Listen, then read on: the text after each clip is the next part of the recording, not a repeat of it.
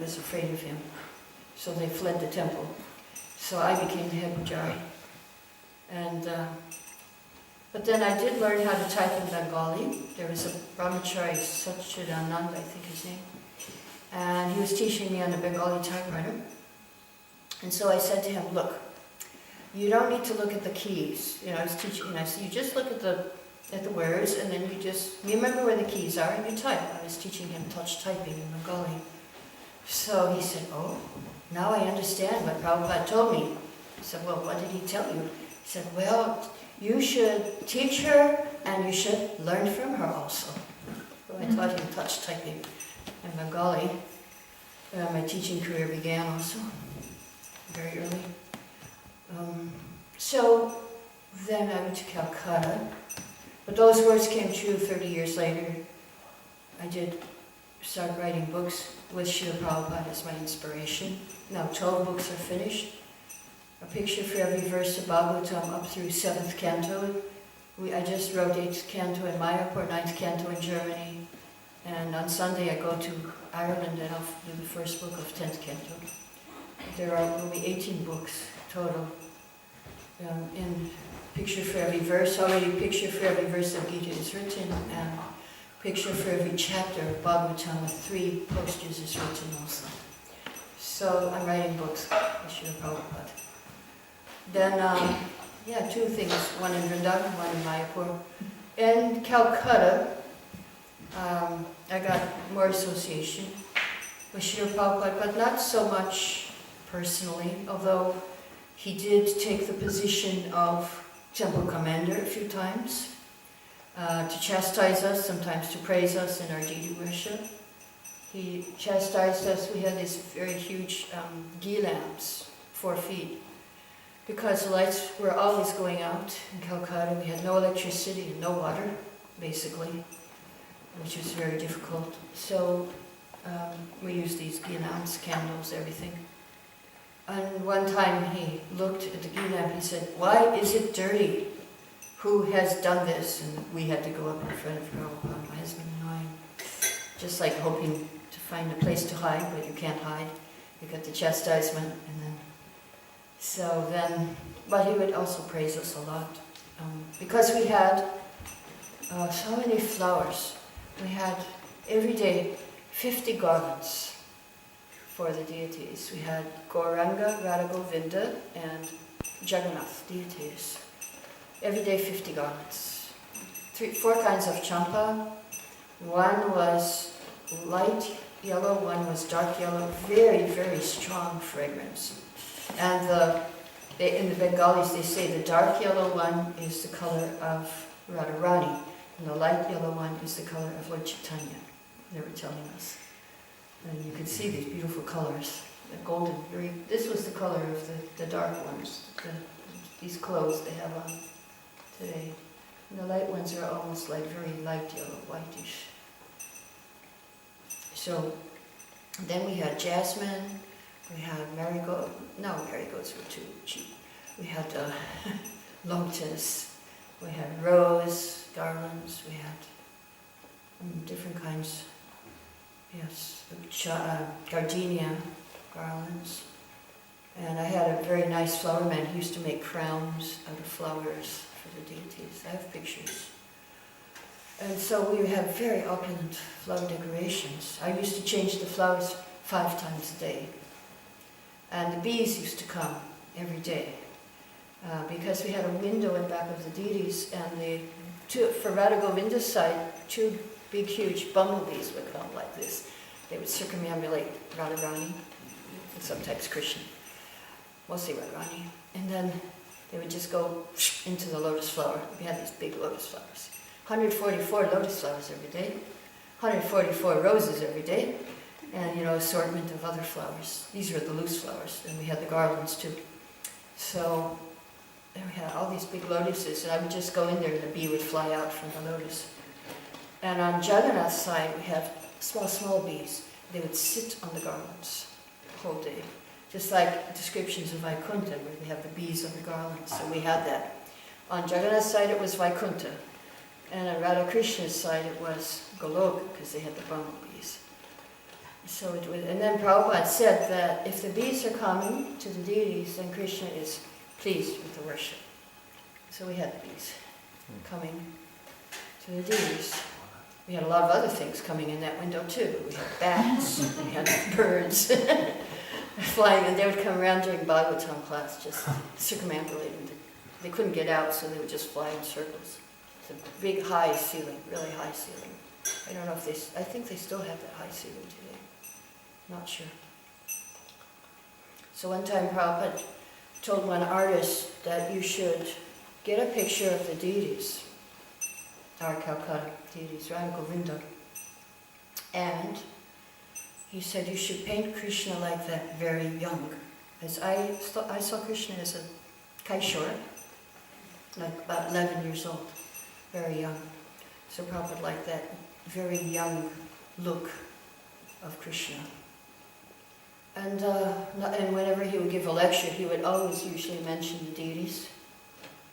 Sometimes he started the lecture, Shivigrahara, Nityananda. And also in Calcutta, he was in his class, he would say, "Thank you for staying here. I cannot stay here," because his wife was there and he was sannyasi. So thank you for preaching in Calcutta for me. And also we were doing so much austerity there, we didn't have milk. He said that in the lecture. He says, "I know you're not even getting milk to drink." One year he said, "You don't have to do Chaturmasa this year because you're doing enough already. We didn't have milk the whole year, to speak of 1 month." So, yes. And very, very nice in Calcutta with Srila Prabhupada. One time he was giving Bhagavad Gita class, chapter 9, verse 11. Avajananti mam mudha manushintan mashitam. So all the brahmachari sannyasis, they had the book, and they were saying the verse. Mataji didn't have a book. I just said the verse because I knew it, by memory. Prabhupada opened his eyes. Wow, he didn't say, but he was looking at me like really pleased that I knew the verse. He liked it when we learned the verses. One time I was on a morning walk in Bombay, Juhu, on the beach, Juhu Beach. And I was late, I was running to catch up.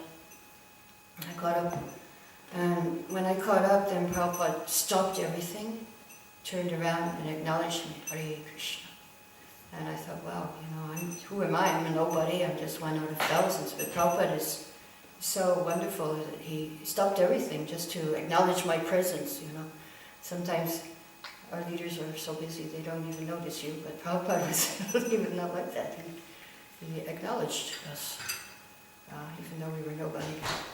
So one thing about Prabhupada that really fascinated me was how he would walk so fast. I was like 25, 26, he was 75, 76. He was walking so much faster. He did everything better than we did, We couldn't do anything. We couldn't compare to, all of us put together couldn't compare to what he was doing. So, I would study him, try to figure out Prabhupada. Okay, how does he walk like that so fast? Couldn't figure it out. Then he was giving class, I was trying to figure out, okay, is he here in this world? Is he somewhere else? Is he in another dimension? Because he didn't look here, actually. He looked kind of here. I mean, he was like, you could see him, but he looked to me more like a movie. Like we were watching a movie. It kind of projected. And so I was trying to figure out, okay, is he here? Is he somewhere? Or is he both? Or, where is he? How is he here? But one thing is I never could figure him out with my intelligence. So then after I realized it's only by devotion you can actually understand the spiritual master. So then I tried for that. Still I couldn't understand. But so in deity worship he gave us 3 instructions: punctuality, cleanliness, and devotion. Everything should be on time, everything should be clean. And when he did chastise it, it was for cleanliness. In Calcutta it was really hard. One time we had a flood. Calcutta flooded, right? Can you imagine? The Ganga overflooded Calcutta. So what that meant was they opened all the sewers. They had manholes, and they were all open. And the water was over them. So you don't know if you could disappear. If you walked in that, you could fall in a manhole and finish. if you went out. So it wasn't very clean water, the flood water. Even though it was Ganga, it was mixed with a lot of sewage. So we were kind of stuck in the temple for a while. We couldn't go out. And so we had no water. For 2 weeks we had no water, actually. There was no water and no electricity in the temple, although there was water everywhere. We couldn't use that water. So one life member lived down the street. He had water, so he gave us 8 buckets per day. So we had one for cooking. I got one, I was the pujari, for like 5-6 baths a day. And then we got one for, what else? One for cooking, anyway, we had them. We didn't have water for washing the DD's plates, so I would take, it was raining outside, I put the tulsis were outside, and I would take the tulsi plant and take the water from the pots and use that to wash the DD's plates. It's like very difficult times.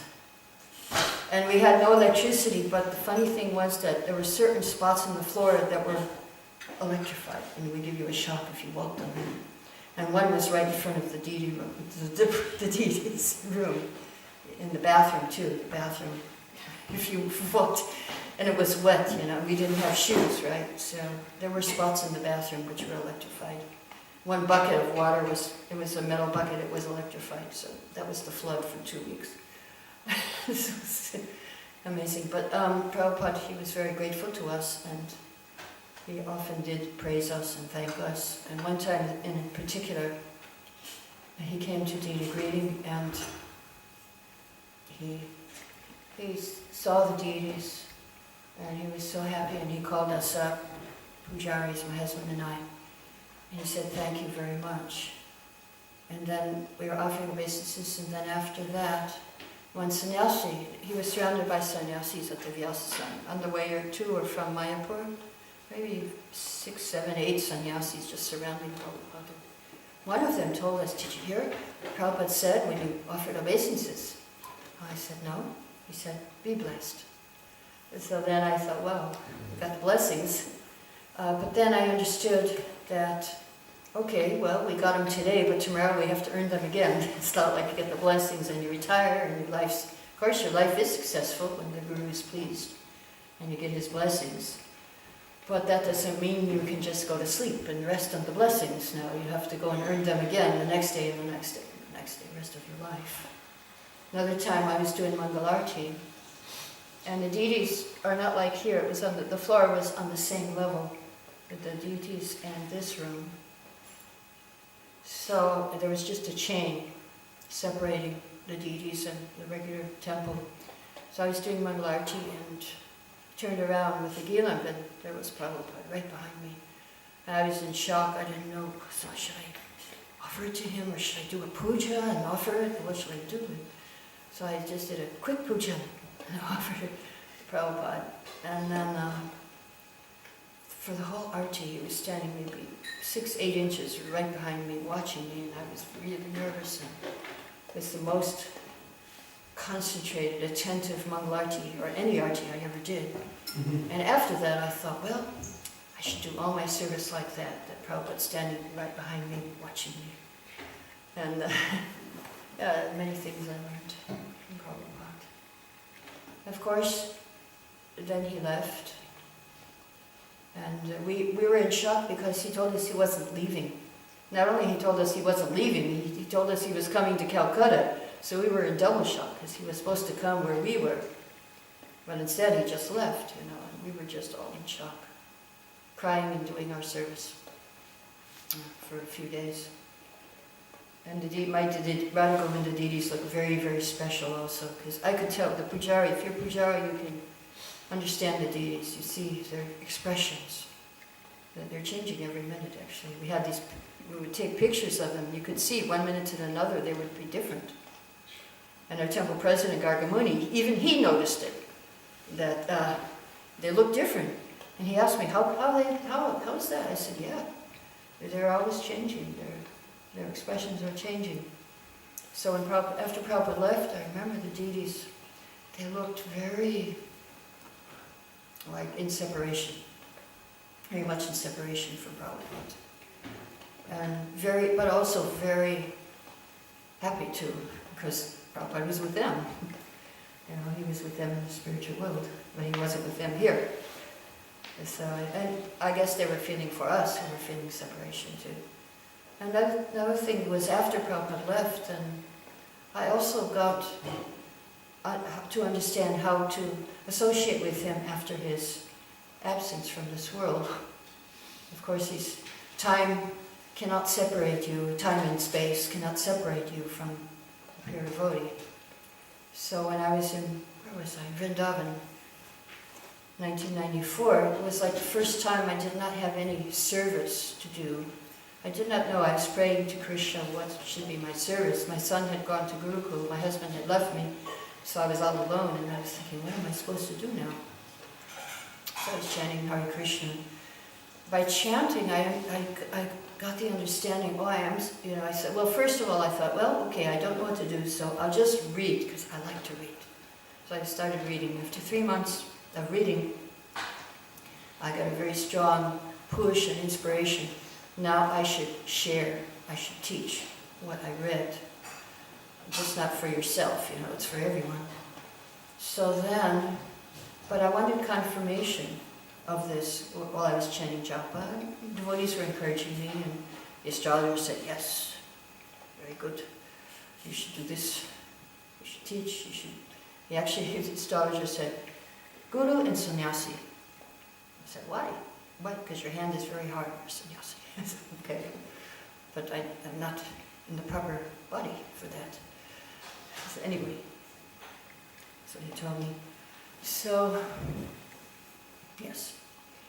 So I thought, oh, okay. But I want confirmation from Srila Prabhupada. How am I going to get this? So I went into, one day, I was just very much searching, how can I get instructions from Prabhupada? Now, I went into the Samadhi and I looked at the deity of Srila Prabhupada in the Samadhi of Vrindavan. When I walked in, that time they had lectures of Srila Prabhupada going all the time. So as soon as I walked in, Prabhupada's words came, do you think the deity is made of stone? And I looked up, I said, no, Prabhupada, you're here, I believe you're here. Do you think the Goswamis are so foolish, they're worshipping stone? No, Prabhupada, you're okay, but I need some personal instruction. So then I got the inspiration to go to his house and read the letter which was on his desk. And that letter actually confirmed what I thought. The letter said, now you are one of my senior disciples. You have learned the art of Krishna consciousness. I am depending on you to teach it purely to others, because you have learned it. So I said, okay, I'll teach. But in those days, there was no facility for women to teach, so, but I felt this strong, I have to teach. VIH, Vrindavan Institute, it was only for men. It was men's Bhakti Shastri, and that was it, I couldn't teach there, couldn't even go to the classes. So then the temple, women don't speak. So I said, well, how am I going to do this? So I just started in my room, where I was living outside. And after a few weeks, I did have people coming, and then after a few weeks, the chowkidars, they said, you can't have outside people, this is a private house. So then I went up to the roof of the Krishna Balaram guest house, and I was teaching up there on the roof for another few weeks or months. And then after a year, I got a place to live behind the NVT. So for 2 years, I taught back there in my house. And after 3 years, they started the women's Bhakti Shastri, and they asked me to teach. So it's quite interesting. What I learned from that was that, if the Guru has given you some instruction, nothing can stop you from doing it. You don't need facility, you just make the facility, just do it, as they say. You can say, oh, I need money, I need a place, you don't need anything, you just need to do it, that's all. So I learned that, and then after 1 year, then I started traveling. In that 97, I started teaching in the VIHE. Then 98, I traveled for 3 summers all over Europe teaching. 98 also, they had no teacher for the brahmacharis, the men's Bhakti Shastri. I had to teach the men's Bhakti Shastri, Bhagavad Gita. And then after 2002, we started Bhakti Vaibhav and then Bhakti Vedanta courses. So, yeah, I never stopped after that. And it just shows you that if you have a spiritual desire, then there is no impediment to fulfill that desire. If you have an instruction and you take it seriously, then nothing can stop you. Because it's not to do with this world, it's spiritual. Haituki pratyata. There is no obstruction can come. And so that is the story of my life. I do everything that you're not supposed to do. I was teaching the men, I was teaching them in D.D worship, I was teaching them traveling Sankirtan, I was teaching them Bhakti Vedanta, all these things, but it's what Prabhupada wants, what can I do? And so now it's still doing my nonsense, trying to please Srila Prabhupada and somehow doing the needful. That was my service all these years. They needed pujaris, they needed book distributors, they needed somebody to teach Bhakti Shastri, Bhakti Vaibhav, Bhakti Vedanta. And now they need also other things they're asking me to do. But Srila Prabhupada, if he has a desire for you to do something, nothing can come, nothing can stop it. It's his desire. And so we should always remember that to keep up hope, don't give up hope. That you can do anything for Krishna. That was our spirit in your days. You can do anything for Krishna. Just but you must depend on Srila Prabhupada and your Guru, and they will help you. So, do you have any questions? Yes? If you could describe, because we didn't have personal association, we can see the movies with Prabhupada, whatever. If you could describe his personality or his charm that he had. Describe his? Personality and his charm that he had. Personality and his? Charm. Yeah, Prabhupada said he tricked us into becoming devotees. He was very, very charming. He knew how to interact with people on a very personal level. And we always felt his concern for us, like in Calcutta especially, because we were living very austerely, that he would praise us, he would, in the classes, he would encourage us. He would always encourage, especially in the D.D worship, because that's what we were doing. In the preaching in the D.D worship, he would encourage us. He would say, this D.D worship you are not doing. It is under the direction of Srimati Radharani. And things like that he would say. His personality, yes. Actually, I did not have so much personal association with him, but I could just see from his books, from his lectures, from his his dealings with the other devotees, how he could talk to anyone and they would simply be captivated by him. Even people who were against him, the parents of the devotees. Our parents, not my parents were okay, but some parents felt that their children were being deprived of education and so many. Like one devotee, he left just before getting his PhD, his doctor, so he could become a doctor.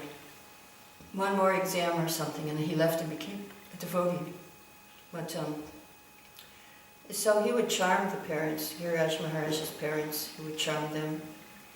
And the first time Giriraj Maharaj's father met Srila Prabhupada, then afterwards he said, he is very expert with people.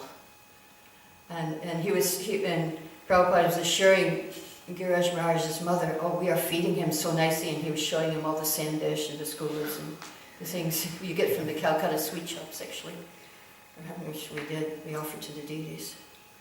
And he was very charming to the parents.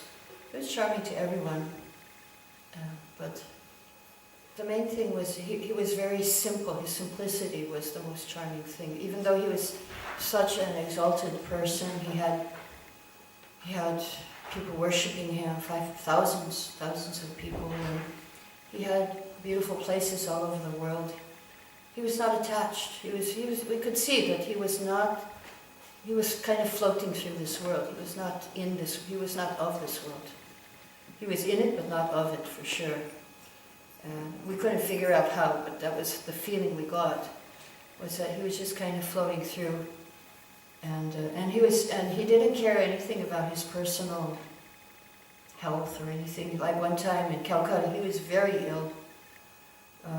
They took off. I went to wake up the D.Ds, and the Shinga picture was gone from the altar. They had taken it off in the night, kept it with Prabhupada. And Satsuru Maharaj said, "Don't blow the conch shell, Prabhupada's sick." We didn't blow the conch shell. And we didn't, in the kirtan, we didn't chant for Mangalarti, so soft. And at 5 o'clock, Prabhupada said, "Was there Mangalarti this morning?" Because he didn't hear it. His room was very close to the temple. And he was so sick, and he was like with diarrhea and, fever. But then, a few days later, they said there's Ratha Yatra in London, the first Ratha Yatra. And immediately he went to London in that condition. And Sridhar was his servant, and he said he was describing the Ratha Yatra in London, and Prabhupada, they had a place for him to sit. He refused to sit. He walked and danced the whole Ratha Yatra. And Sridhar was right behind him to catch him. He thought he's going to collapse any minute because he saw him in Calcutta so sick.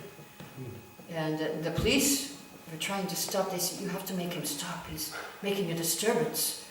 And Sridhar, they were telling Sridhar, you have, he's really, everybody's getting excited because of him. And so Sridhar didn't pay attention. And one time he said to Prabhupada, and he said, "The police are getting upset." Prabhupada just turned around, kept going. They were no match for him. It was, his personality was all-embracing. He did not see our faults really much. Of course, as he did have to chastise us, so we would improve our standard. But generally, he overlooked our faults. But he never missed anything. He was very, I forgot to give the example. When I was bowing down in front of him, right near the Vyasasan, I had a sari, it was full of holes, and I was trying to hide the holes from Prabhupada because they thought he went like that. Well, he saw it, because 4 days later, he didn't say anything, but 4 days later, somehow or other, the richest man in Calcutta said to me, "I'm taking you to all the sari shops of Calcutta and get you saris." Ever since that day, I have no problem with saris. People are giving me saris. I always have too many saris. And ever since that day, that's Prabhupada, I knew immediately where they came from. And one time in Calcutta, when sari shop owner said, "I'm giving you 20 saris," I said, "Okay," and I took them because Lakshmi Moni was there with her Gurukul girls, teenagers, 15 girls, including her, and I said, "Oh yeah, good, I just got 20 saris," so I gave them 15, I kept 5. And that was more than once that happened when sari shop owner would call me to give me saris. Now I travel, people give me saris, but I have a weight limit, so I get one, I had to leave one, so it's like that. But that was Prabhupada. He saw to our physical needs as well as our spiritual, mental, everything. He gave us everything. He gave us life. Yes? I was thinking, I was in the Bombay temple, temple in Bombay, and everybody that I spoke to, they said, "This is amazing, this is almost next to impossible to have such a beautiful temple in such a place like that. I know. That even if you are one of the richest man in India, you could not establish."